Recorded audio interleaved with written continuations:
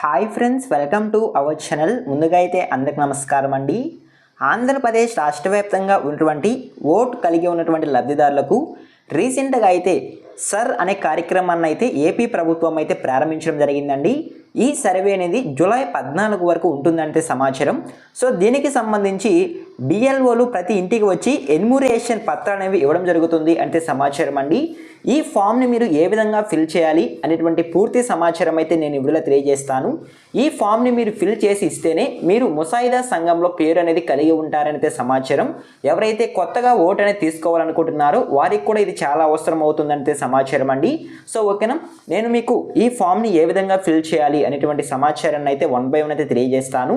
ఈ వీడియోని ఎక్కడ స్కిప్ చేయకుండా పూర్తి వరకు చూడండి, అప్పుడే మీకు సమాచారం అర్థమవుతుంది. మన ఛానల్ని ఎవరైనా మొదటిసారి చూస్తుంటే ఛానల్ చూసి కంటెంట్ నచ్చినట్లయితే సబ్స్క్రైబ్ చేసుకొని పక్కనే ఉన్న బెల్ ఐకాన్ అయితే ఆన్లో పెట్టుకోండి. సో ఇక లేట్ చేయకుండా డైరెక్ట్గా వీడియోలోకి వెళ్ళిపోదామండి. మీరు స్క్రీన్ పైన కనుక చూసుకున్నట్లయితే మీకు ఒక ఫామ్ అయితే కనిపిస్తుందండి, ఒకసారి అయితే చూడండి.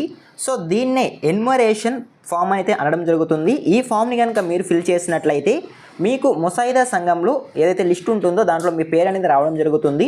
సో ఓకేనా, దీన్ని ఎలా ఫిల్ చేయాలి అనేటువంటి సమాచారాన్ని అయితే తెలియజేస్తాను. సో ముందుగా చూసుకున్నట్లయితే ఇక్కడ 2 బాక్సులు అనేవి కనబడుతున్నాయండి. సో ఇక్కడ ముందుగా 2002లో ఓటు హక్కు కలిగి ఉన్నటువంటి వాళ్ళు ఎవరైతే ఇక్కడ రాయాల్సి ఉంటుంది. 2002లో ఎవరికైతే ఓటు ఉండదో తర్వాత వారి యొక్క వివరాలు అనేవి ఇక్కడ రాయాల్సి ఉంటుంది. సో ఓకేనా, సో ఇప్పుడు 1 by 1 ఏ విధంగా ఫిల్ చేయాలి అనేటువంటి సమాచారాన్ని అయితే తెలియజేస్తాను.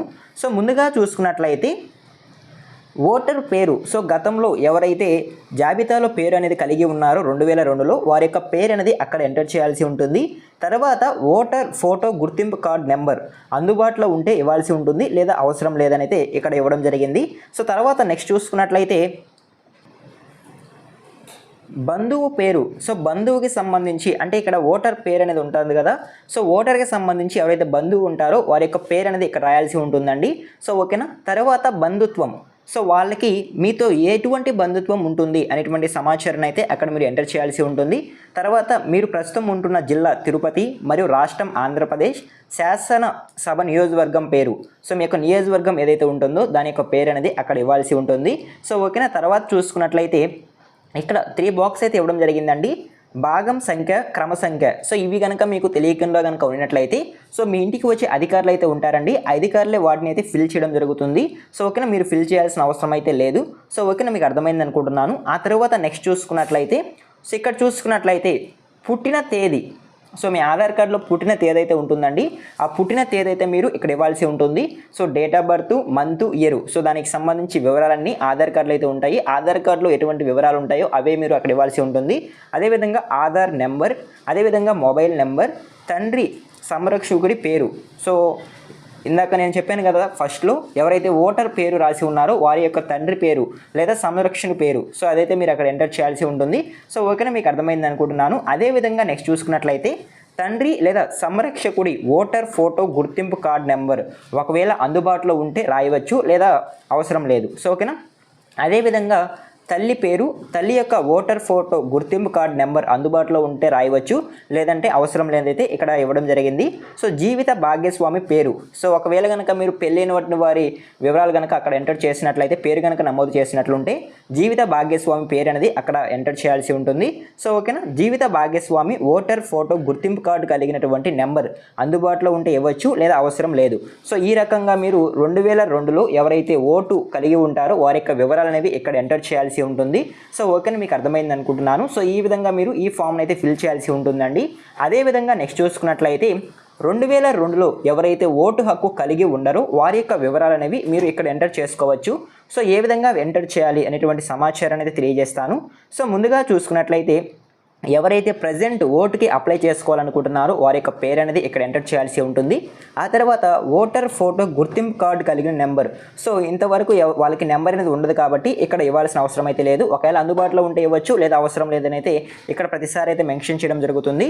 సో ఓకేనా, ఆ తర్వాత బంధువు పేరు, సో ఓకేనా, సో ఒక్కసారి కనుక మీరు ఇక్కడ పేరు దగ్గర కనుక ప్రజెంట్ మీ పేరు కనుక రాసుకున్నట్లయితే, సపోజ్ పెళ్ళి కానీ వాళ్ళ పేరు కనుక రాసుకున్నట్లయితే, సో ప్రజెంట్ ఇప్పుడే ఓటుకి అప్లై చేస్తున్నారు అనేటువంటి వాళ్ళ పేరు కనుక పురుషులు అయ్యుండొచ్చు లేదా స్త్రీలు అయ్యుండొచ్చు, వాళ్ళ పేరు కనుక రాసుకున్నట్లయితే సో అక్కడ బంధువు పేరు, బంధువు ఎవరై ఉంటారు, తండ్రి లేదా తల్లి, సో వారి యొక్క పేరు అనేది అక్కడ ఎంటర్ చేయాల్సి ఉంటుంది.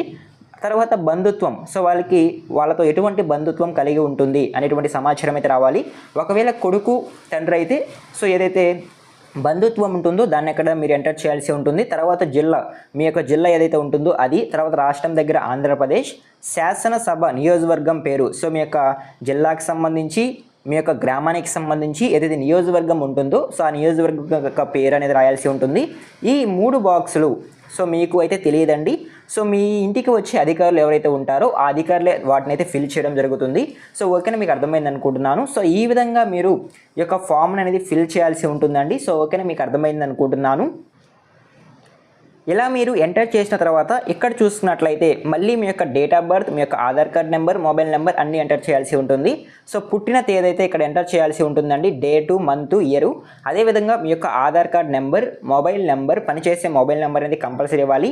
తండ్రి యొక్క పేరు, తండ్రికి సంబంధించి ఓటర్ ఫోటో గుర్తింపు కార్డు ఉంటే ఇవ్వాల్సి ఉంటుంది. ఆ తర్వాత తల్లి పేరు, తల్లికి సంబంధించి ఓటర్ గుర్తింపు కార్డు అనేది అక్కడ ఇవ్వాల్సి ఉంటుంది. జీవిత భాగ్యస్వామి పేరు, సో మీకు ఒకవేళ కనుక పెళ్ళి కనుక అయి కనుక ఉన్నట్లయితే సో మీరు అక్కడ పేరు అనేది ఇవ్వచ్చు. ఒకవేళ పెళ్లి కనుక కాకుండా కనుక ఉన్నట్లయితే పేరు అనేది ఇవ్వాల్సిన అవసరం అయితే లేదు. సో ఓకేనా. సో ఈ విధంగా మీరు అప్లికేషన్ ఫామ్ అనేది ఫిల్ చేయాల్సి ఉంటుంది. ఫామ్ చేసిన తర్వాత మీ కుటుంబంలో ఎవరైనా సరే ఎవరైతే ఓటుకి అప్లై చేస్తున్నారో వారి యొక్క పేరు అనేది ఇక్కడ ఎంటర్ చేయాల్సి ఉంటుంది. సో ఖచ్చితంగా మీరు మీ యొక్క పేరు అనేది ఎంటర్ చేయాల్సి ఉంటుందండి. ఆ తర్వాత ఇక్కడ చివరిలో చూసుకున్నట్లయితే BLO సంతకం, ఎవరైతే అధికారి మీ ఇంటికి వద్దకి వచ్చి ఉంటారో ఆ అధికారి యొక్క సంతకం అనేది కూడా ఇక్కడ ఎంటర్ చేయాల్సి ఉంటుంది. సో ఈ విధంగా మీరు ఈ ఫామ్ అనేది ఫిల్ చేసి అధికారులకు అయితే ఇవ్వచ్చండి. జూలై 14వ తేదీ వరకు అయితే అవకాశం అయితే ఉంటుంది. ముసాయిదా సంఘంలో ఓటు హక్కు మీరు కనుక కలిగి కనుక ఉండాలంటే ఖచ్చితంగా ఈ ఫామ్ అనేది ఫిల్ చేయాలండి. సో మీ ఇంటికి అధికారులు వచ్చినప్పుడు ఈ ఫామ్ అనేది తీసుకొని ఫిల్ చేయండి. ఒకవేళ మీకు కనుక తెలియకుండా కనుక ఉన్నట్లయితే ఫిల్ చేయడం, ఈ వీడియోని ఖచ్చితంగా చూసి ఫిల్ చేయండి. లేదా మీ ఇంటికి వచ్చినటువంటి అధికారులు ఎవరైతే ఉంటారో వాళ్ళని అడిగి కూడా మీరు ఫిల్ చేసుకునేందుకు అవకాశం అయితే ఉంటుంది.